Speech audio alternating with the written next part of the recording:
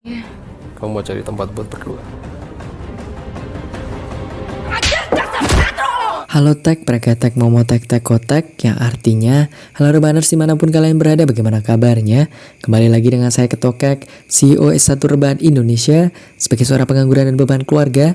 Di video kali ini saya akan merangkum sebuah film Indonesia yang sempat booming kemarin-kemarin ini, yang mana film ini berjudul Mencuri Raden Saleh, berkisah tentang pencurian lukisan termahal di Indonesia oleh sekelompok pemuda.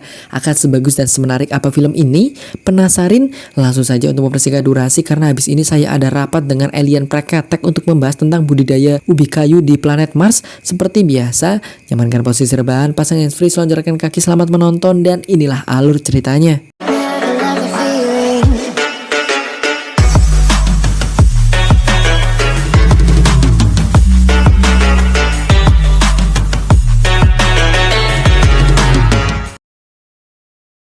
Film dibuka dengan menampilkan seorang mahasiswa seni rupa yang bernama Piko, yang mana dia sedang melukis suatu lukisan karya seorang pelukis bernama Widayat. Kita juga diperkenalkan dengan teman Piko yang bernama Yusuf Hamdan atau dipanggil Ucup.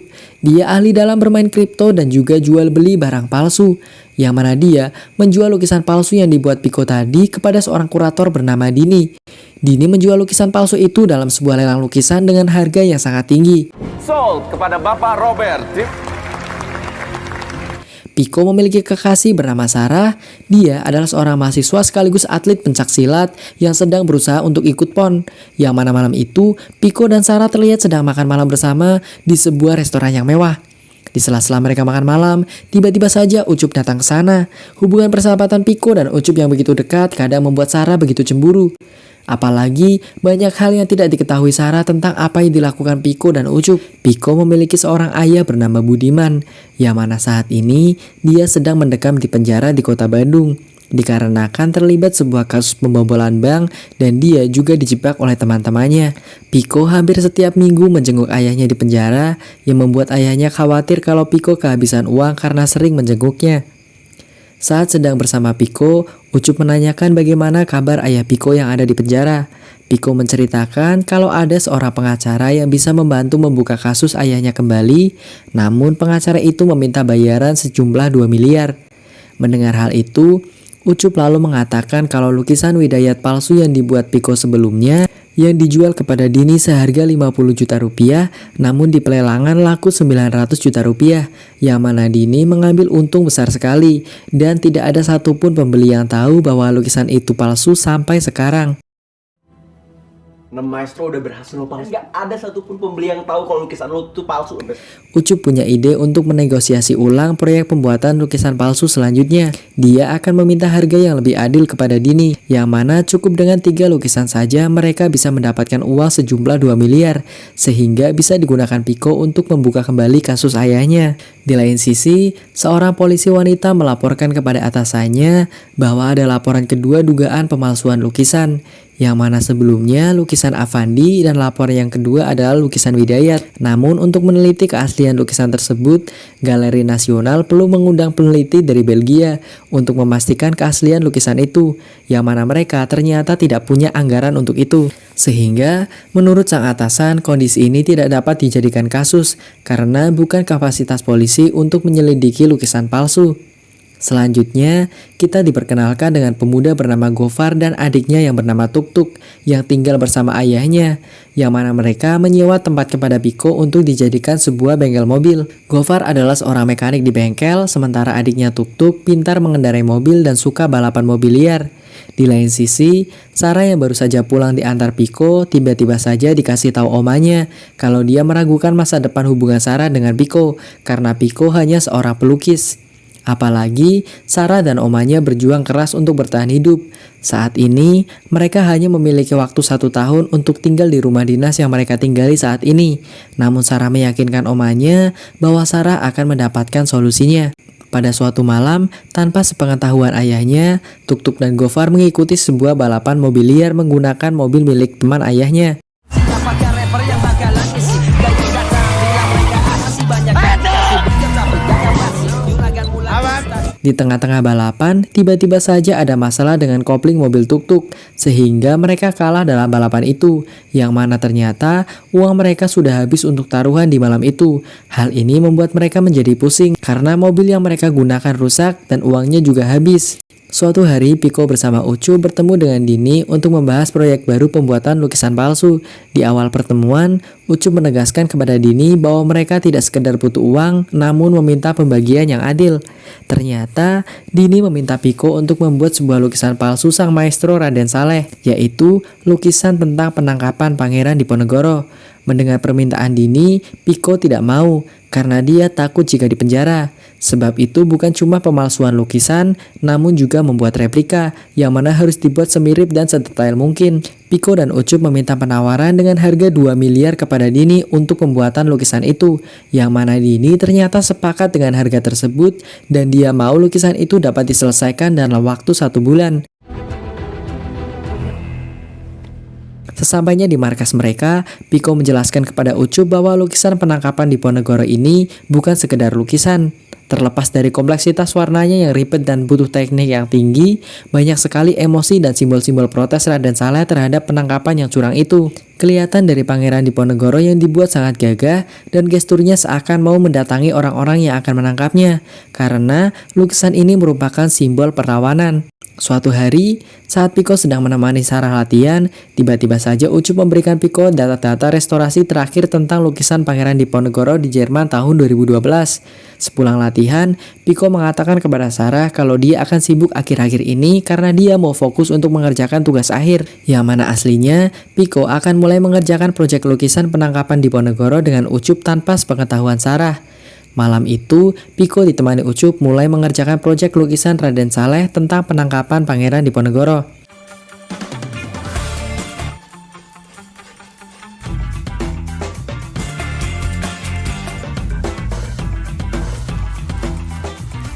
Akhirnya, setelah beberapa hari, lukisan Raden Saleh jadi juga. Hasil lukisan palsu yang dibuat Piko sangatlah mirip dengan aslinya, sehingga Piko dan Ucup nampak senang sekali.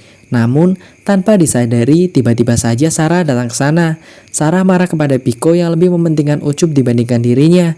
Namun, Piko menjelaskan bahwa dia membutuhkan uang 2 miliar untuk membantu membuka kasus ayahnya lagi di Mahkamah Agung, yang mana Ucup membantunya dengan memberikan pekerjaan kepada Piko untuk memalsukan lukisan Raden Saleh ini, karena hanya dengan lukisan itu dia bisa mendapatkan uang sebesar 2 miliar. Piko selama ini tidak terbuka kepada Sarah karena tidak ingin menambah masalah untuk Sarah, agar Sarah bisa fokus untuk mengikuti PON dan tetap bisa mendapatkan beasiswanya. Mendengar hal itu, Sarah akhirnya minta maaf kepada Piko atas kesalahpahaman itu. Mereka bertiga akhirnya berangkat menemui Dini untuk transaksi penyerahan lukisan itu di tempat yang sudah dijanjikan. Ternyata Dini datang dengan membawa rombongan. Setelah mereka bertemu, Piko menunjukkan lukisan palsu yang sudah dibuatnya kepada Dini. Dini sangat puas dengan hasil lukisan itu. Namun tiba-tiba saja ada seorang laki-laki parubaya keluar dari dalam mobil. Mereka bertiga pun kaget karena ternyata orang itu adalah Permadi, yang mana dia adalah seorang mantan presiden. Ternyata selama ini Dini bekerja untuk Permadi. Permadi sangat kagum dengan hasil karya lukisan palsu milik Piko, yang mana sama persis dengan lukisan yang dipajang di ruang kerjanya dulu di Istana Negara. Namun, Permadi memberi tawaran yang lebih menarik lagi. Dia akan membayar 17 miliar apabila mereka berhasil menukar lukisan itu dengan lukisan yang asli yang ada di ruang kerjanya di Istana Negara. Mendengar itu, Piko langsung menolaknya karena dia tidak mau mencuri dan dia hanya mau uang 2 miliar haknya.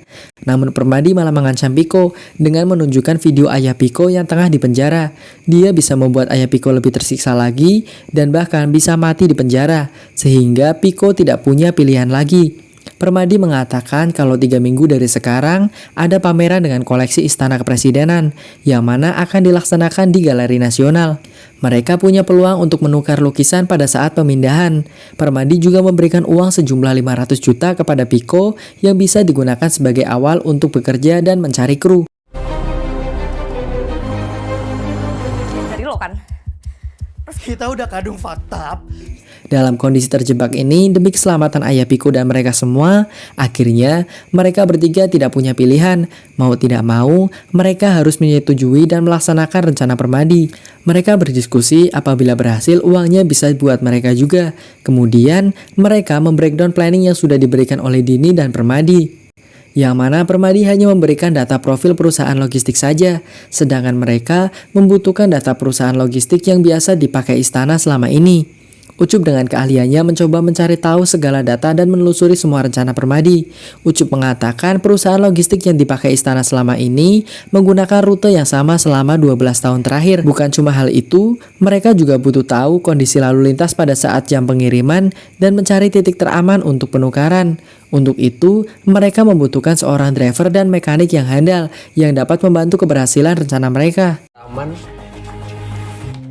Kita butuh getaway drive dan mekanik yang bisa bantu. Di lain sisi, Gofar dan Tuktuk dimarahi ayahnya karena mesin mobil milik pelanggan ayahnya rusak akibat digunakan balapan oleh mereka berdua. Mereka berdua harus mengganti mesin mobil yang rusak itu, namun Gofar dan Tuktuk tidak memiliki uang untuk memperbaikinya. Kondisi itu dimanfaatkan oleh Piko dengan mengajak mereka berdua dalam rencana mencuri lukisan Raden Saleh. Karena mereka membutuhkan uang, Gofar dan Tuktuk akhirnya setuju bergabung dalam tim itu. Ucup menjelaskan apabila proyek ini berhasil, masing-masing anggota kru akan kebagian uang sebesar 3 miliar rupiah. Gofar dan Tuktuk senang sekali mendengarnya. Uang itu bisa mereka gunakan untuk membangun sebuah bengkel yang mereka idam-idamkan selama ini.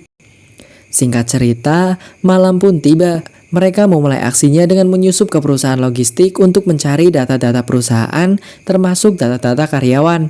Sayangnya, aksi mereka malam itu diketahui oleh petugas keamanan perusahaan tersebut, yang mana akhirnya terjadi kejar-kejaran di antara mereka.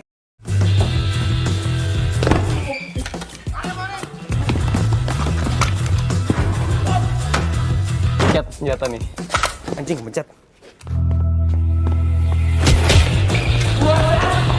Namun alhamdulillahnya mereka berhasil kabur dengan membawa data-data yang dibutuhkan. Karena aksi mereka di perusahaan logistik yang tidak berjalan mulus, mereka sepakat membutuhkan satu kru lagi, yang mana orang itu harus mempunyai privilege, bisa membuat perubahan dan perbedaan yang lebih masuk akal dan lebih cerdas lagi, yang bisa membantu kesuksesan rencana mereka. Ucup punya kandidat yang cocok untuk itu, yang mana orang itu adalah Vela.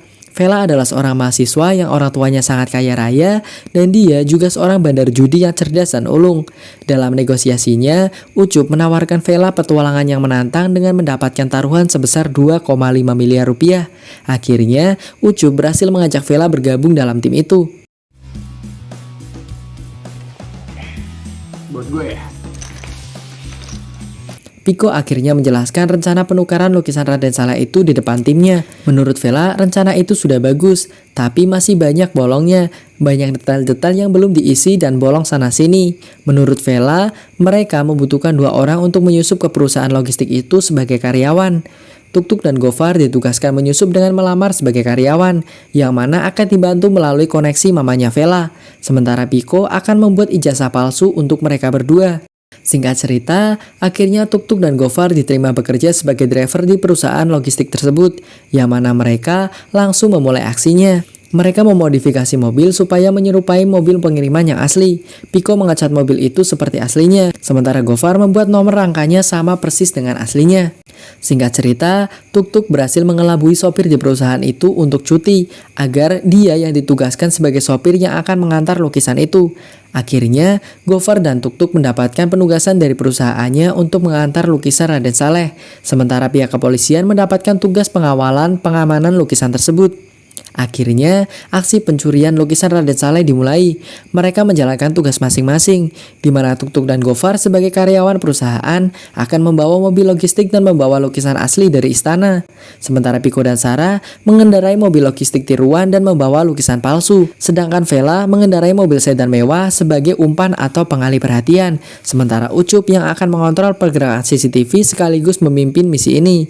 Aksi diawali dengan Vela yang berpura-pura mobilnya mogok, sehingga menimbulkan macet panjang di terowongan. Maaf ya semuanya ini.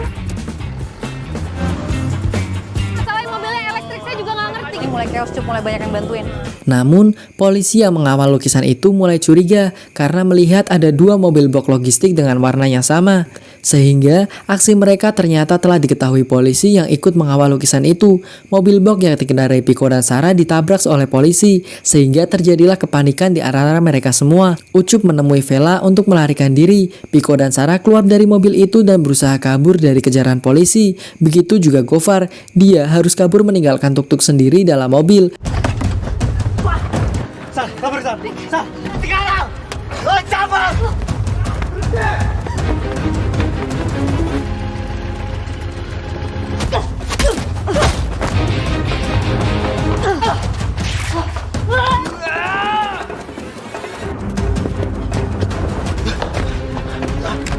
Dengan sangat bersusah payah, akhirnya mereka semua berhasil kabur.